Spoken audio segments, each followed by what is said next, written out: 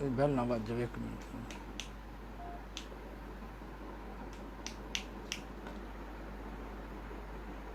السلام علیکم ورحمۃ اللہ وبرکاتہ۔ الحمد للہ وکفا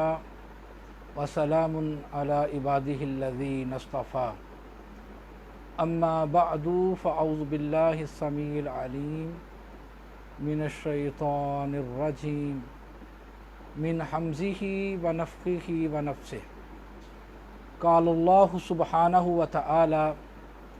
وَإِذَا سَمِعُوا مَا أُنزِلَ إِلَى الرَّسُولِ تَرَىٰ أَعْيُنَهُمْ تَفِيضُ مِنَ الدَّمْعِ مِمَّا عَرَفُوا مِنَ الْحَقِّ يَقُولُونَ رَبَّنَا آمَنَّا فَاكْتُبْنَا مَعَ الشَّاهِدِينَ۔ اللهم صل على محمد وعلى آل محمد كما صليت على إبراهيم وعلى آل إبراهيم انک حمید مجید۔ معزز سامعین و حضرات اور لائق صد احترام طلباء و طالبات اور تمام شعبہ ہائے زندگی سے تعلق رکھنے والے میرے بھائیوں اور بہنوں، آج ہم نے الحمدللہ تعالی نماز تراویح میں قرآن مجید کے 7ویں سپارے کی تلاوت سماعت فرمائی ہے۔ یہ 7واں سپارہ سورہ المائدہ کا بقیہ حصہ، جس میں آیت نمبر 83 سے لے کر 120 آیات تک ہے، اور اسی طرح اس کا جو دوسرا حصہ ہے اس میں سورہ الانعام کا پہلا حصہ، اس کی ابتدائی آیات اس کی تلاوت ہم نے سنی ہے۔ اللہ سبحانہ و تعالیٰ نے اس کے شروع میں ایک اہم واقعہ کی طرف اشارہ کیا ہے۔ یہ ہجرت حبشہ کا واقعہ ہے، اور ہجرت حبشہ رسول اللہ صلی اللہ علیہ وسلم کی مکی زندگی میں 2 مرتبہ ہوئی ہے۔ جب قریش مکہ کے ظلم اور ستم بڑھ گئے تو رسول اللہ صلی اللہ علیہ وسلم نے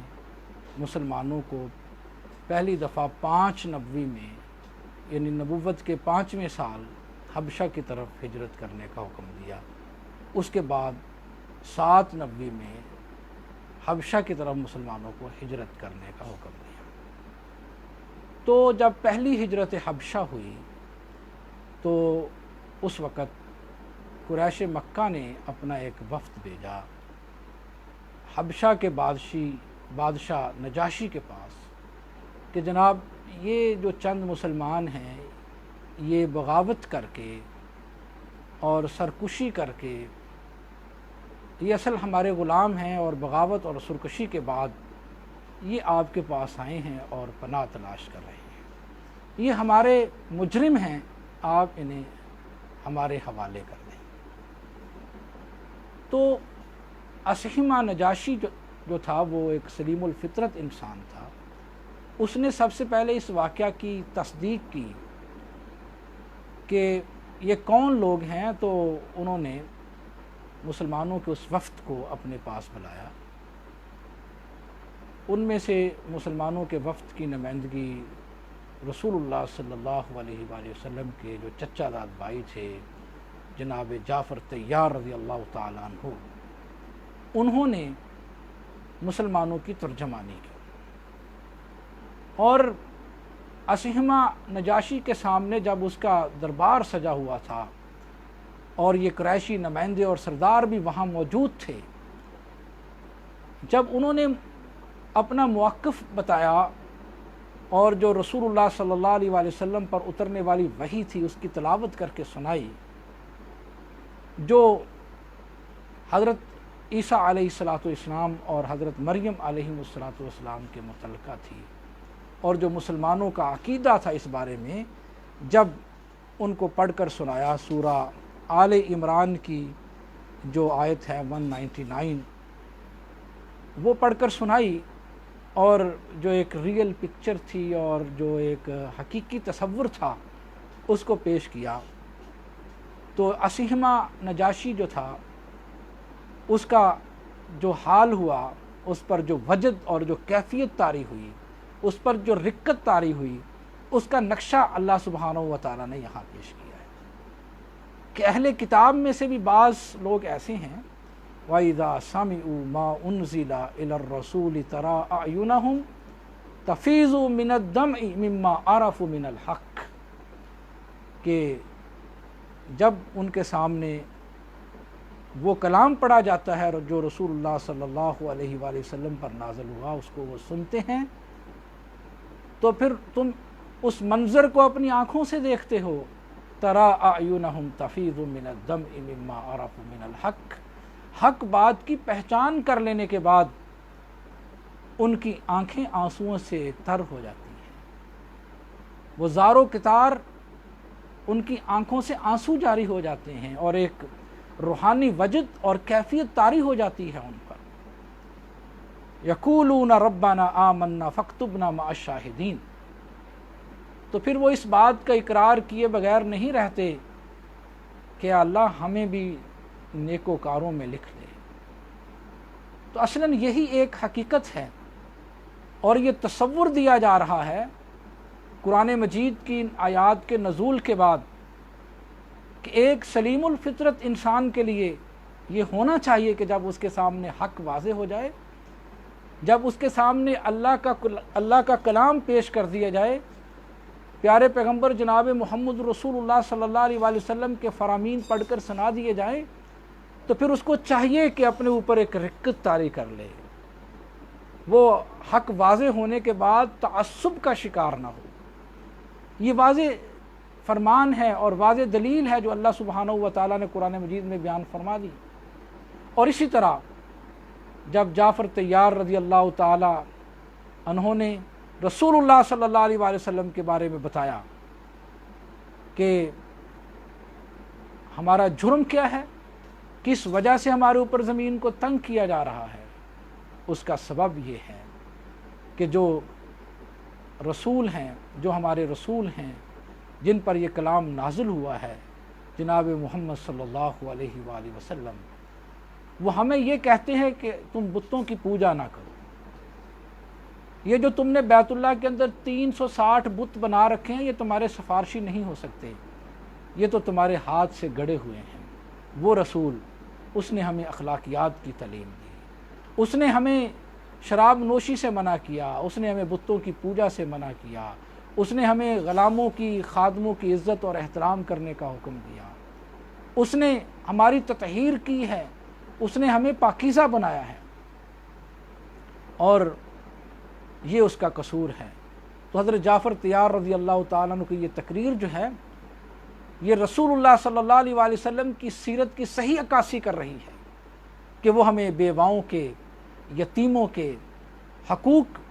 پورا کرنے کا حکم دیتے ہیں، وہ بیواؤں، یتیموں، مسکینوں کا خیال رکھنے والے ہیں، یہ ان کی سیرت ہے۔ تو جب حق اصحمہ نجاشی بادشاہ پر واضح ہو گیا تو اس نے اسلام قبول کیا۔ رسول اللہ صلی اللہ علیہ وآلہ وسلم نے اس کا غائبانہ نماز جنازہ پڑھایا۔ اللہ کے رسول صلی اللہ علیہ وسلم سے پوچھا گیا کہ آپ اس کی جنازہ کیوں پڑھا رہے ہیں؟ تو آپ صلی اللہ علیہ وسلم نے فرمایا کہ اصحمہ نجاشی بادشاہ جو میں نے اس کا جنازہ پڑھایا ہے، اللہ سبحانہ و تعالیٰ نے اس کی میت کو اٹھا کر میرے سامنے رکھا۔ رسول اللہ صلی اللہ علیہ وسلم نے اس کے لیے دعائے مغفرت کی۔ تو اہل کتاب میں سے بھی، جس طرح عبداللہ ابن سلام کا واقعہ میں پہلے پیش کر چکا ہوں، ایسے لوگ تھے جب ان کے اوپر حق واضح ہو جاتا تھا وہ اس کو قبول کرتے تھے۔ اس کی ایک پوری فہرست ہے۔ اس کے بعد اللہ سبحانہ و تعالیٰ نے اس سپارہ میں سورہ المائدہ کی آخری آیات میں ایک اہم فقہی مسئلہ کی طرف ہماری توجہ دلائی ہے کہ انسان جو قسم کھاتا ہے یا اٹھاتا ہے وہ 3 طرح کی ہوتی ہے۔ ایک یمین لغو ہوتی ہے، ایک غموس ہوتی ہے، ایک منعقدہ ہوتی ہے۔ یمین لغو یہ ہے کہ بے ساختہ زبان سے کبھی نکل جاتا ہے، واللہ، اللہ کی قسم، اس طرح کے الفاظ انسان جان بوجھ کر ادا نہیں کرتا، ایسی قسموں پر کوئی کفارہ نہیں۔ اور یمین غموس وہ ہے جس کو ہم کہتے ہیں جھوٹی قسم، جان بوجھ کر دھوکہ فریب نیت کے ارادے کے ساتھ قسم کھانا، یہ کبیرہ گناہ ہے۔ اس پر توبہ کرنا، اس پر استغفار کرنا یہ ضروری ہے، بلکہ مفسرین کرام نے اس کو کفر قرار دیا ہے۔ دھوکہ دینے کے لیے، فراڈ کرنے کے لیے جھوٹی قسمیں اٹھانا، سودا بیچنے کے لیے جھوٹی قسمیں اٹھانا، اس کو گناہ کبیرہ سے تعبیر کیا گیا ہے۔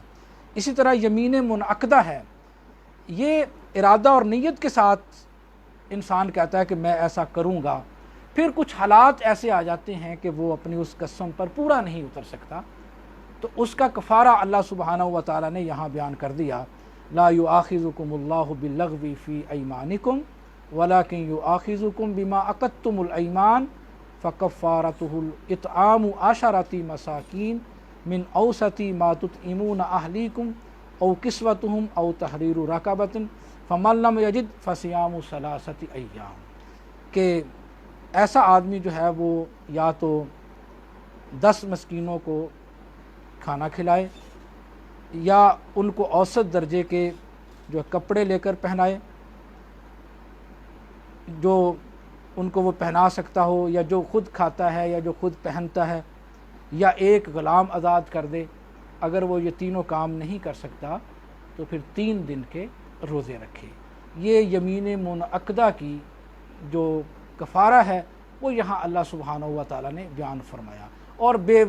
بے جا قسمیں اٹھانے سے منع فرمایا۔ اور اگر آپ کتاب البیوع صحیح بخاری کا مطالعہ کریں تو رسول اللہ صلی اللہ علیہ وآلہ وسلم نے بھی اس طرح سودا بیچنے سے، قسمیں کھا کر اور فراڈ دنگا بازی کرنے سے یہ رسول اللہ صلی اللہ علیہ وسلم نے بھی منع فرمایا ہے۔ اسی طرح اس سورہ المائدہ میں اللہ تعالیٰ نے ایک بڑا اہم مسئلہ بیان فرمایا ہے، اور 2 چیزیں میں یہاں آج کے درس میں بتانا چاہتا ہوں، عرض کرنا چاہتا ہوں۔ اس میں سے پہلی چیز یہ ہے کہ جو دینی احکامات ہیں ان کے اندر ایک تدریجی پہلو پایا جاتا ہے، ایک آسانی کا پہلو پایا جاتا ہے، ایک چیزوں کے اندر سٹیپ کا جو ایک تصور ہے وہ پایا جاتا ہے۔ جس طرح کہ دیکھیں یہ ہمارا ایک ٹیچنگ میتھڈالوجی کا بھی اصول ہے کہ آپ جب بچوں کو کوئی سبق پڑھاتے ہیں، کوئی درس دیتے ہیں، کوئی لیکچر دیتے ہیں، تو وہ سٹیپ بائی سٹیپ ہونا چاہیے، آسان سے مشکل کی طرف ہونا چاہیے۔ تو ایسی جو ٹیچنگ ہے وہ بہت مؤثر ہوتی ہے، بہت ایفیکٹو ہوتی ہے۔ جو تکنیکس ہیں ٹیچنگز کی، اس میں یہ ایک مؤثر طریقہ ہے۔ دیکھیں اللہ سبحانہ و تعالیٰ نے یہ طریقہ یہاں بیان فرمایا کہ ایک سوسائٹی میں، ایک معاشرے میں برائی ختم کرنے کے سٹیپس کیا ہیں۔ اس میں سے دیکھیں سب سے پہلا سٹیپ جو ہے اس کی جو قرآن مجید کی ترتیب ہے وہ بھی بالکل اسی طرح ہے کہ سورہ البقرہ میں اللہ سبحانہ و تعالیٰ نے یہ شراب کے بارے میں فرمایا، یہ یسألونک عن الخمر والمیسر قل فیہما اسم کبیر ومنافع للناس واسمہما اکبر من نفعہما، کہ پیارے پیغمبر جناب محمد رسول اللہ صلی اللہ علیہ وسلم یہ آپ سے شراب کے بارے میں اور جوئے کے بارے میں آپ سے سوال کرتے ہیں،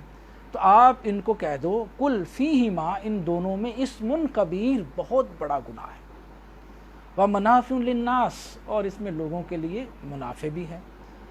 لیکن واسمہما اکبر من نفعہما،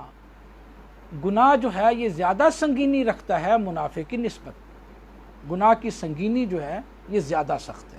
یہ اللہ تعالیٰ نے یہاں بیان فرما دیا، اور یہاں یہ اصول بھی ہمارے پیش نظر رہے جو صحیح بخاری میں ہے، کل مسکر خمر و کل مسکر حرام، ہر نشہ آور چیز وہ شراب کے حکم میں ہے، اور پھر ہر نشہ دینے والی چیز جو ہے وہ حرام ہے۔ یہ صحیح مسلم میں حدیث ہے۔ دیکھیں یہاں پر یہ فرما دیا گیا ہے کہ شراب جو ہے یہ گناہ کا کام ہے۔ آگے دیکھیں اللہ تعالیٰ نے فرمایا، یہ سورہ النساء میں ہے، یا ایھا الذین آمنوا لا تقربوا الصلاۃ وانتم سکارى، کہ تم نماز کے قریب نہ جاؤ جب تم شراب یا نشے کی حالت میں ہو۔ یہاں نماز پڑھنے سے منع کر دیا گیا ہے نشہ شراب کی حالت میں۔ یہ تدریجاً آپ ذرا اندازہ لگائیے۔ حضرت عمر رضی اللہ تعالیٰ عنہ اکثر جب یہ آیات پڑھتے تو دل کے اندر خیال آتا، دیکھیں یہ جو شراب ہے اس کی بڑی سنگینی ہے اور یہ معاشرے کے لیے بڑا ناسور ہے، تو اس کا جو ہے وہ خاتمہ ہونا چاہیے، اس کے حرمت کے احکام نازل ہونے چاہیے۔ دیکھیں میں کسی اور موقع پر بتاؤں گا، جناب عمر رضی اللہ تعالیٰ عنہ بہت بڑے عالم تھے، فقیہ تھے، اور اکثر آیات قرآن مجید کی جو ہیں وہ حضرت عمر رضی اللہ تعالیٰ عنہ کی رائے پر نازل ہوئی ہیں، اور रसूलुल्लाह सल्लल्लाहु अलैहि वसल्लम की अज़वाज मुतहरात अक्सर ये कहा करती थी, खुसूसन हज़रत ज़ैनब रज़ी अल्लाह ताला अन्हा, कि कुरान मजीद नाज़िल तो हमारे घर में होता है लेकिन राय जनाब उमर रज़ी अल्लाह ताला अन्हु के मुताबिक होता है। तो जितनी भी इल्म के बारे में अहादीस हैं, रसूलुल्लाह सल्लल्लाहु अलैहि वसल्लम के जो ख्वाब हैं इल्म के बारे में, किताबुल इल्म सही बुखारी का मुताला करें, वो हज़रत उमर रज़ी अल्लाह ताला अन्हु के बारे में है। बहुत फ़क़ीह सहाबी थे। तो बहरहाल उनके ज़हन में ये ख्याल पैदा हुआ क्यों ना अल्लाह ताला हुर्मत के अहकाम नाज़िल फरमा दें। तो अल्लाह सुब्हानहु व तआला ने ये सूरह अल-माइदा में ये आयात नाज़िल की जिसमें कुल्ली तौर पर इसकी हुर्मत का हुक्म आ गया। या अय्युहल्लज़ीन आमनू इन्नमल खमरु वल मैसिरु वल अंसाब वल अज़लामु रिज्सुम मिन अमालिश शैतान फज्तनिबूहु लअल्लकुम तुफ्लिहून इन्नमा युरीदु शैतानु अन युक़िअ बैनकुमुल अदावत वल बग़ज़ा फिल खमरि वल मैसिर व यसुद्दकुम अन ज़िक्रिल्लाह। तो फरमा दिया कि ये जो ए ईमान वालो, ये जो शराब है, ये जो जुआ है, ये जो नस्ब करदा जो चीज़ें हैं जिसकी तुम इबादत करते हो, और इसी तरह ये फ़ाल के जो तुम तीर निकालते हो, रिज्सुम मिन आमाल शैतान, ये शैतानी आमाल हैं और नापाक चीज़ें हैं। फज्तनिबूहु, तुम इनसे बच जाओ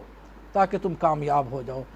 तो फरमाया ये शैतानी अमाल हैं। तो शैतान ये चाहता है, इसकी जो संगीनी है, इसका जो नुकसान है वो भी बता दिया गया कि इसका जो मुआशरती और समाजी नुकसान है वो ये है कि जब तुम नशे की हालत में होते हो या तुम जब ये बुरे काम करते हो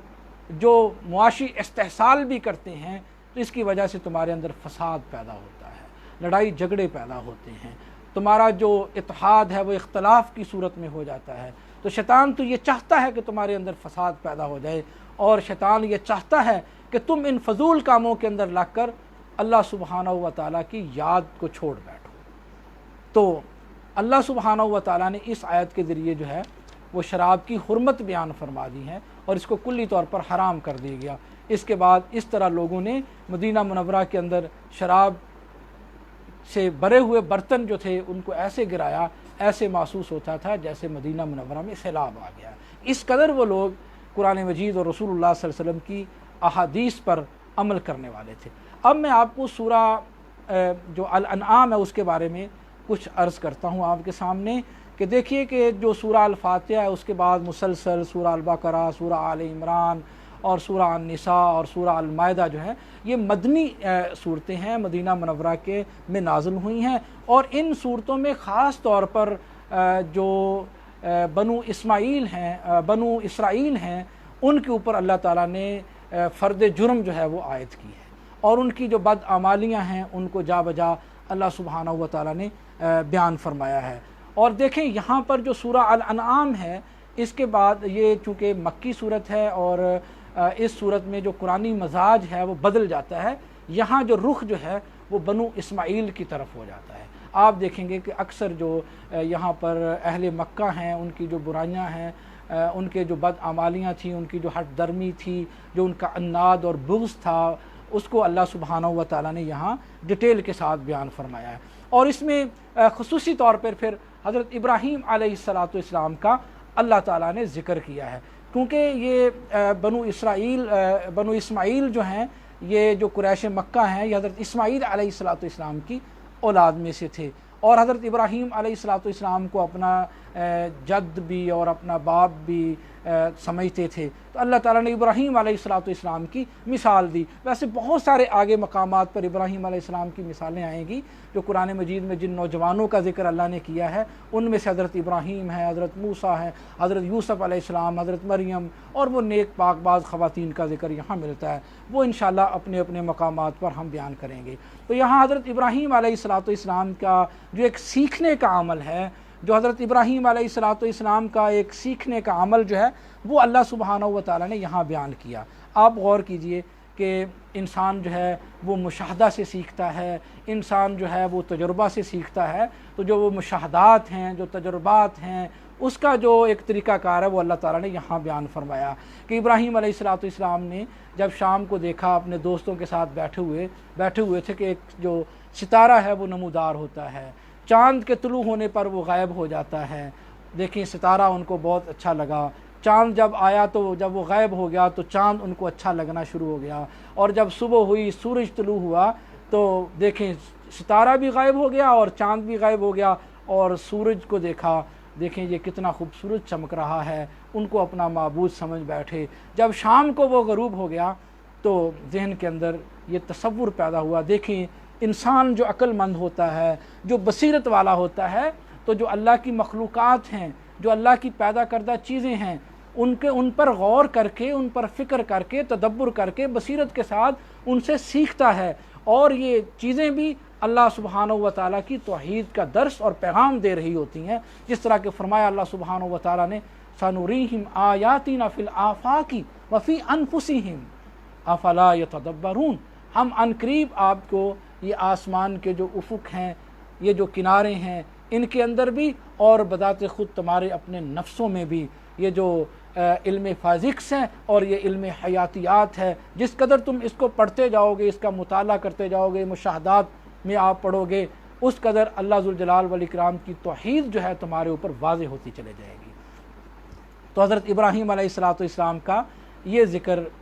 جو ان کے مشاہدات ہیں یہاں بیان کیے گئے، اور اسے سیکھنے کا ایک پروسیس ہے وہ بتایا گیا ہے۔ اس کے بعد یہاں پر اقوام کی جو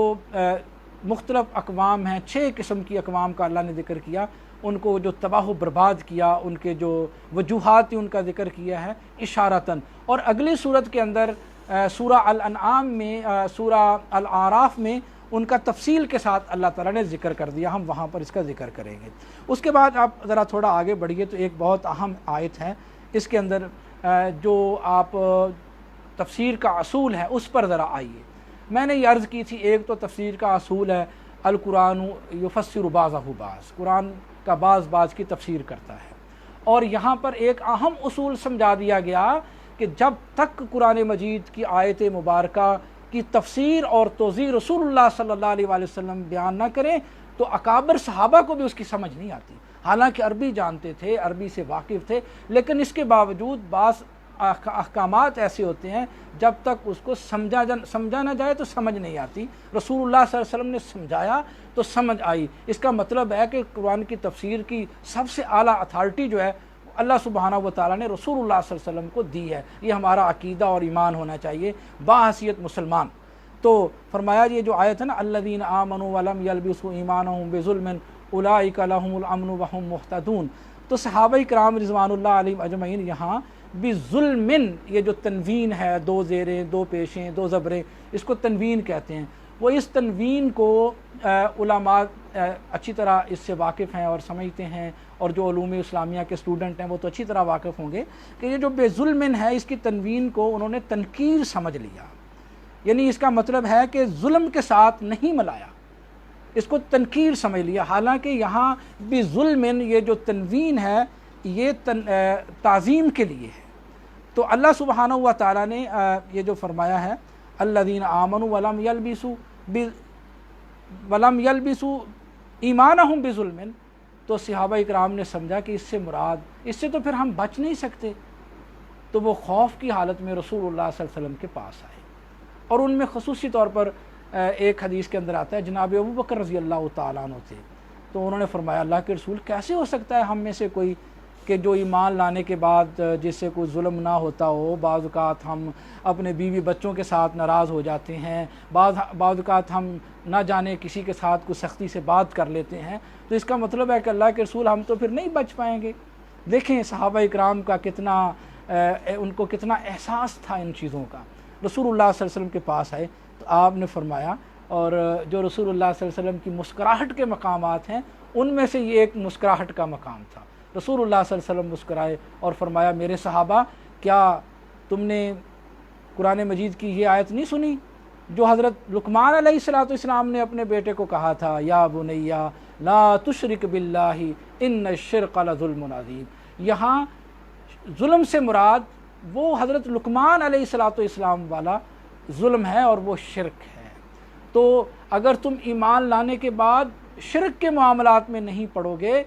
تو پھر تمہارے ایمان کو کوئی خطرہ نہیں ہے۔ تو رسول اللہ صلی اللہ علیہ وآلہ وسلم نے اس ظلم سے مراد شرک کو قرار دیا ہے۔ تو ہمیں شرک سے بھی بچنا چاہیے۔ اس کے بعد اس سورہ کے آخر میں ایک اہم مسئلہ جو میں آپ کو سمجھانا چاہتا ہوں وہ یہ ہے، اس کو ہم سد و ذریعہ کا مسئلہ کہتے ہیں۔ دیکھیں بعض اوقات ایک جائز کام ہوتا ہے تو انسان کو کسی حکمت کے لیے اور کسی مصلحت کے پیش نظر اس جائز کام کو بھی چھوڑنا پڑتا ہے، کیونکہ ہو سکتا ہے کہ وہ ایک بڑی خرابی کا سبب بن جائے اور اس کی وجہ سے کوئی فساد پھیل جائے، کوئی قتل و غارت ہو جائے، کوئی بڑے قوم جو ہے بڑے فتنے کے اندر مبتلا ہو جائے۔ تو اللہ سبحانہ و تعالیٰ نے ایک جائز کام کو بھی فتنے کے پیش نظر جو ہے وہ چھوڑنے کا حکم دیا ہے، اور یہ سد و ذریعہ کی ایک بہت اہم مثال ہے۔ فرمایا وَلَا تَسُبُّوا الَّذِينَ يَدْعُونَ مِن دُونِ اللَّهِ فَيَسُبُّوا اللَّهَ عَدْوًا بِغَيْرِ عِلْمٍ، کہ تم جو دوسروں کے جو شریک ہیں اور دوسروں کے جو معبود ہیں، جس طرح کفار مکہ نے معبود بنا رکھے تھے، تم ان کے معبودوں کو گالی مت دو۔ ہو سکتا ہے کہ وہ ضد میں، ہٹ درمی میں، تعصب میں تمہارے معبود کو گالی دے دیں، کیونکہ ان کو اس بات کا علم نہیں ہے، تو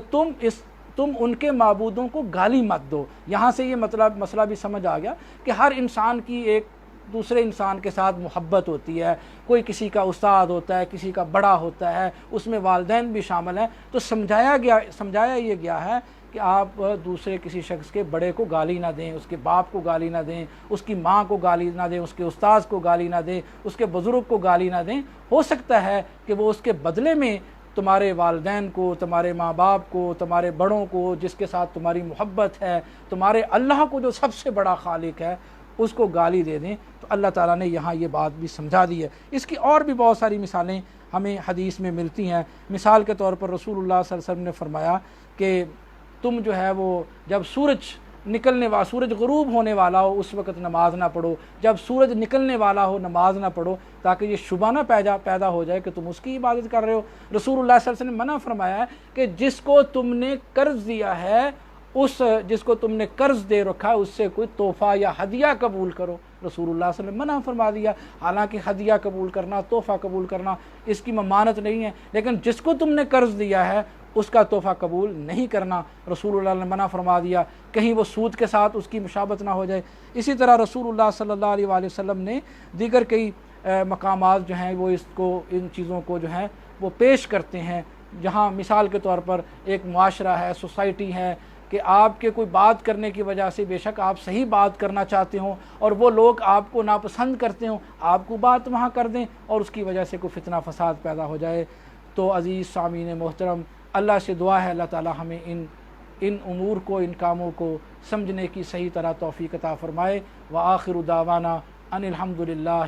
رب العالمین۔ اللہ تعالی آپ سب کو خوش و خرم رکھے۔